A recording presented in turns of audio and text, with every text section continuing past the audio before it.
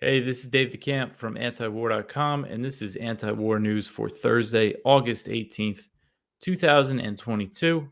The first story at the top of Antiwar.com. Family members of 9/11 victims tell Biden to return frozen funds to Afghans. So, this is some encouraging news, I think. A group of family members of 9/11 victims have sent a letter to President Biden urging him to return the 7 billion in frozen Afghan reserves held by the US Federal Reserve to the Afghan people. Earlier this year, President Biden signed an executive order that would make 3.5 billion of the funds available to 9/11 families, even though people of Afghanistan had nothing to do with the September 11th attacks. But in the letter that was sent Tuesday, 77 family members of 9/11 victims said that receiving the money would be morally wrong. The letter reads, quote, any use of the 7 billion to pay off 9/11 family member judgments is legally suspect and morally wrong. We call on you to modify your executive order and affirm that the Afghanistan central bank funds belong to the Afghan people and the Afghan people alone. End quote. U.S. officials said this week that the Biden administration has decided not to return any of the 7 billion that they've seized to Afghanistan, and they suspended talks with the Taliban on the issue. It's been 1 year since the Taliban took over Afghanistan, and while there's been a serious reduction in violence since the Americans left, the country is facing a dire humanitarian crisis with millions of Afghans facing starvation. And the U.S. has seized these funds. And on top of that, they maintain sanctions on the Taliban. And the Taliban runs the Afghan government now. So Afghanistan is under crippling economic sanctions. So the letter said that there was a small group of 9/11 families that wanted these Afghan funds to pay off a debt from a default judgment they won against the Taliban a few years ago. But the ones that sent this letter, they argue that the money does not belong to the Taliban. They said, quote, this money comes from Afghanistan's central bank, and as such, it belongs to the Afghan people, end quote. So the signatories to this letter, they say that they have joined other lawsuits and that they do seek a measure of justice, but they add that, quote, no 9/11 family member joined these lawsuits to take money away from starving Afghans, end quote. So they conclude the letter just reaffirming that they believe this money belongs to the Afghan people and that the Biden administration should reflect that and try to get these funds back to them. Now, they hopefully this has some sort of sway on the Biden administration, but they do seem pretty stubborn on this issue that they don't care how many Afghans are starving and are facing death because of the economic situation, and that these sanctions and seizing this money, it's just going to make more people die than would if they lifted the sanctions and returned these funds. So hopefully this kind of changes something. Okay, the next one here, more Afghanistan. The Pentagon estimates that the Taliban took control of over 7 billion in US military equipment. So this was from the Pentagon's Inspector General office. They said that when the US withdrew from Afghanistan, that the former US backed Afghan government had over 7 billion in US military equipment at the time of its collapse, and that most of it was seized by the Taliban. And they said the things they left behind include military aircraft, ground vehicles, weapons, and other military equipment. The majority of the equipment was tactical ground vehicles such as Humvees. If you remember during the withdrawal, you saw lots of pictures and videos of the Taliban driving Humvees around. And they estimate that the ground vehicles are worth 4.1 billion. So that's a pretty significant number of vehicles there. And the inspector general said that the U.S. military destroyed nearly all of the equipment that was used by U.S. troops during the drawdown, during the withdrawal. And again, Monday marked 1 year since the U.S. backed government officially collapsed. And also, on Wednesday, we saw the Taliban testing US made aircraft over Kabul. They were conducting flights over the city, and that's a sign that they still have the means to repair the equipment.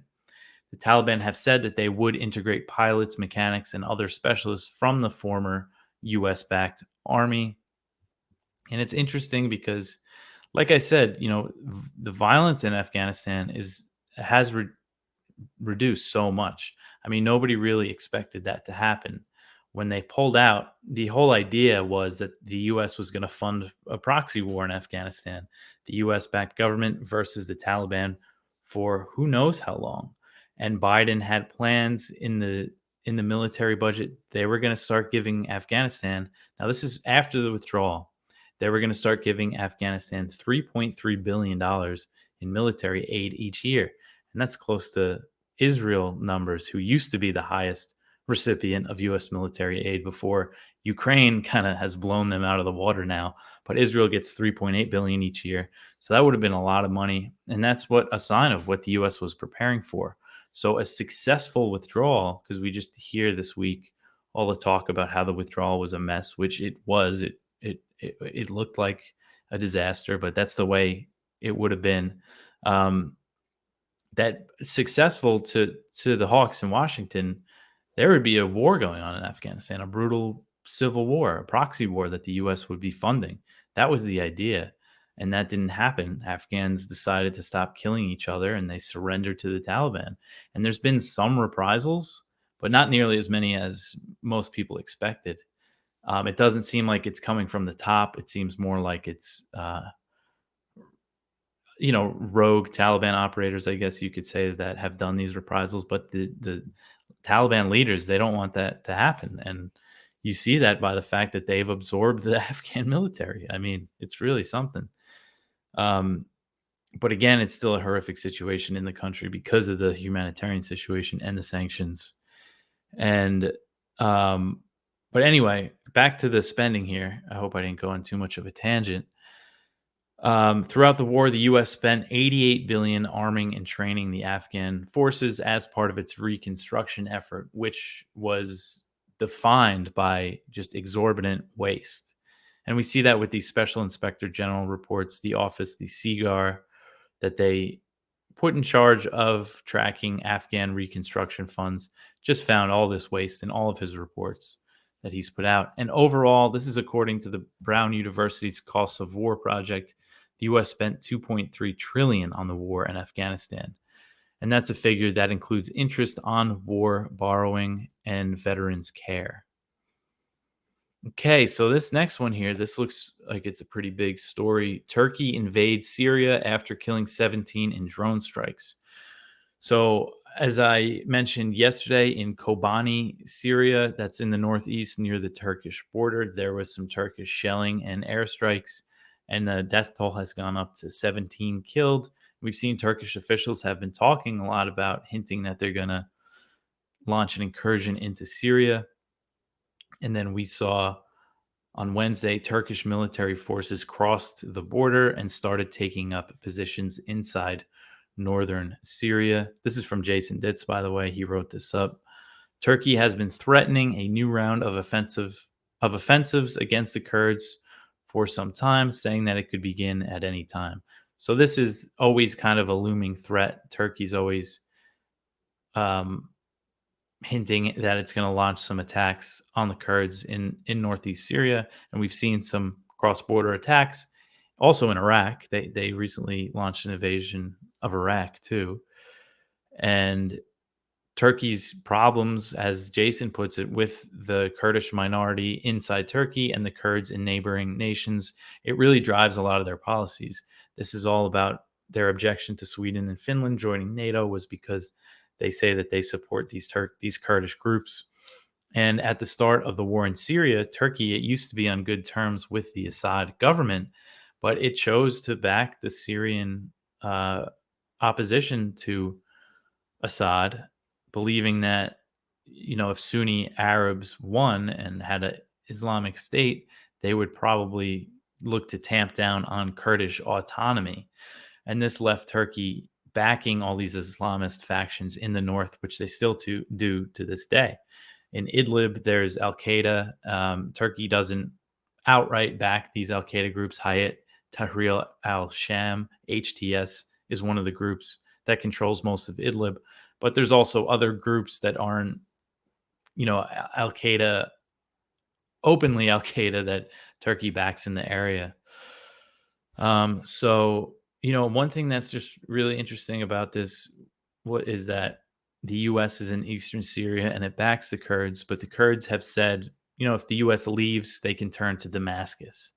And they just said recently, if Turkey invades, if it's a full scale attack on them, they're going to turn to Damascus for help because the U.S. isn't going to fight Turkey. That's not going to happen. I shouldn't say it'll never happen because you never know with U.S. foreign policy. But, Turkey is a NATO ally. And it just shows just what a mess the situation in Syria is. Next one here, another Syria. The Syrian government denies that it's holding missing American journalist Austin Tice. So on Wednesday, the Syrian government put out a statement denying that they have Tice, who went missing in Syria in 2012 while working as a freelance journalist. Damascus was responding to a statement President Biden issued last week where he said the U.S. knows with certainty that the Syrian government has Tice. Syria has always maintained that it does not have Tice detained. So they denied it again. They've denied it before. And they also denied reports that they've been holding secret back-channel talks with the U.S. about Tice. The Syrian Foreign Ministry said, quote, that any official dialogue with the American government will only be public based on the respect of Syria's sovereignty, end quote. So Biden hosted Tice's parents at the White House back in May, and he told them that he directed his team to secure a meeting with top Syrian officials. Tice's parents have been calling for the Biden administration to hold direct talks with Syria, but there has been no known progress since the May meeting. During previous negotiations under Trump back in 2020, Damascus made clear that their terms to even have a conversation with the U.S. about a U.S. interest would be for the U.S. to withdraw all of its troops from Syria, lift sanctions on the country, and normalize relations just to start discussions. But the Biden administration has shown no sign that it will change its Syria policy anytime soon. This seems to be the status quo: about 1,000 U.S. troops occupying eastern Syria, backing the Kurds, maintaining these brutal sanctions on Syria that specifically target reconstruction. They don't want the country to rebuild. And officially, the administration is pursuing a policy of regime change by conditioning sanctions relief on a political settlement. That's what they say they want, a political settlement that would see President Bashar al-Assad removed from power. So it's not that regime change isn't going to happen, but that is on paper what the U.S. policy is. And there's no indication that this will change anytime soon. All right, the next one here. The U.S. bombs Somalia, says 13 alShabaab fighters killed. So the U.S. launched an airstrike in Somalia on August 14th. U.S. Africa Command, AFRICOM, they announced it on Wednesday. And this is just the second U.S. airstrike within a week. And this really signals that the Biden administration is escalating the war against al-Shabaab. The AFRICOM said that they killed 13 al-Shabaab fighters and that their initial assessment found no civilians were injured or killed. But we can't trust that assessment because the Pentagon is notoriously known for undercounting civilian casualties, especially in Somalia, because there's just no oversight. There's no sort of media presence on the ground that could report what happened at the scene of a U.S. airstrike. So we can't just take them at their word that civilians aren't being hurt in these attacks. So the last U.S. airstrike that AFRICOM announced in Somalia took place on August 9th, and before that was July 17th. So it kind of shows it's kind of a series of strikes within a few weeks of each other. Seems like an escalation, and it comes after President Biden ordered to deploy up to 500 troops to Somalia, reversing a Trump-era drawdown. The Trump administration's drawdown from Somalia, it really just repositioned troops in East Africa, in neighboring Djibouti and Kenya, and that allowed the drone war to continue. But Biden has really launched significantly fewer strikes in Somalia compared to Trump. Just for example, in 2020, AFRICOM announced 52 airstrikes in Somalia. Under the Biden administration, the whole administration, AFRICOM has announced 9. So they did drop, but it looks like they're starting to ramp up again. And also, I mentioned, this is just AFRICOM. The CIA could also be conducting strikes. They do bomb Somalia with their own drones, but they don't get reported. That's shrouded in even more secrecy than AFRICOM operations. So that could also be going on. All right. The next one, Iran says that it's prepared for an unconditional prisoner swap with the U.S. Iran said this on Wednesday, and that they said they were willing to work on a prisoner swap regardless of the status of the nuclear deal, known as the JCPOA. Iran's foreign ministry spokesman said that Iran has, through various channels, repeatedly told the U.S. that it's ready to make a deal on a prisoner swap. His comments came a day after Secretary of State Antony Blinken tweeted that there's a 50-year-old Iranian American that's been detained in Iran for 2,500 days. So Blinken writes that on Twitter, but it doesn't seem like they're really doing anything to try to free him. There are several other U.S. citizens detained in Iran, and Iran is seeking the release of over a dozen Iranians that have been arrested in the U.S. And a lot of these Iranians have just been arrested over allegations of violating sanctions, and they're in jail for that. So the calls for the prisoner swap come as the U.S. is reviewing Iran's response to an EU proposal to revive the JCPOA. The U.S. and Iran, they typically have said that prisoner swaps are a separate issue from the nuclear deal. But earlier this year, Robert Malley, who is the U.S. Special Envoy for Iran, he's Biden's special envoy, he said that an agreement on the JCPOA is unlikely without a prisoner exchange. In May, families of Americans detained in Iran, they sent a letter to President Biden urging him to secure their release. And this is interesting. This is something I missed. Connor Freeman told me about this today, that they said that if reviving the JCPOA was a prerequisite to get these Americans out of Iran, then they said the Biden administration should get the deal done. Just make it happen. So I thought that was pretty interesting. You see people that have interests, that have an interest in diplomacy, like Austin Tice's parents. They've been calling for direct talks with the Syrian government. Family members of Americans detained in Iran, they want diplomacy. They say, yeah, talk to Iran, get back into the nuclear deal. And then now you see the 9/11 families. It's just interesting to see people with something at stake. They all kind of lean towards diplomacy and not force, like the Biden administration seems to resort to in every situation. Okay, so the last one here, the U.S. commander says China's missile launches over Taiwan must be contested. A top U.S. military commander said Tuesday that the U.S. must contest China's missile launches over Taiwan that were carried out in response to House Speaker Nancy Pelosi visiting the island. This is Vice Admiral Carl Thomas. He is the commander of the U.S. Navy's 7th Fleet. He told reporters in Singapore, quote, "It's very important that we contest this type of thing. I know that the gorilla in the room is launching missiles over Taiwan," end quote. So China's recent exercises, it was the first time that they ever launched missiles over Taiwan. And China's military also took other unprecedented steps, as we've gone over a lot. And the 7th Fleet, which is based in Japan, they're expected to send ships and planes into the Taiwan Strait in the coming weeks. So tensions could really escalate depending on what the U.S. does here. The 7th Fleet, typically, they send destroyers through the Taiwan Strait and near Chinese-controlled islands in the South China Sea. But a larger show of force is expected in the wake of these drills. And these unprecedented military exercises that we saw from China are going to become routine as a consequence of Pelosi's visit. And Thomas, the Vice Admiral, he said that the US couldn't allow the drills to become sort of a new normal. But it's very clear from what Chinese officials are saying and just the situation that more US military activity in the region, it's just going to create more Chinese military drills. And it's just this cycle of escalation provokes something and then another escalation in response to that. Um, and the Chinese ambassador to the U.S., Qin Gang, he spoke with reporters this week, and he urged the U.S. to show restraint and warn them against escalating tensions.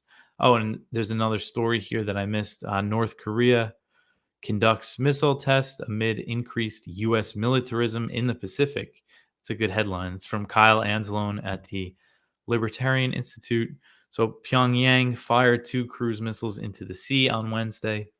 This is according to South Korea. The weapons test comes as the U.S. has increased military activity in the Pacific. So tensions have been pretty high between the North and the South under the Biden administration. They haven't really done anything to tamp down those tensions. And we saw on Tuesday, which I mentioned, the White House, the U.S. conducted a test of a Minuteman III intercontinental ballistic missile. They fired it from California to the Marshall Islands across basically the entire Pacific Ocean. And it is funny because they have so much to say about North Korea's missile tests when they fire missiles across an entire ocean. But anyway, that's it for the news for today. We got a lot of good viewpoints as always. You can contact the show, news at antiwar.com. You could follow me on Twitter. Follow antiwar.com on Twitter as well.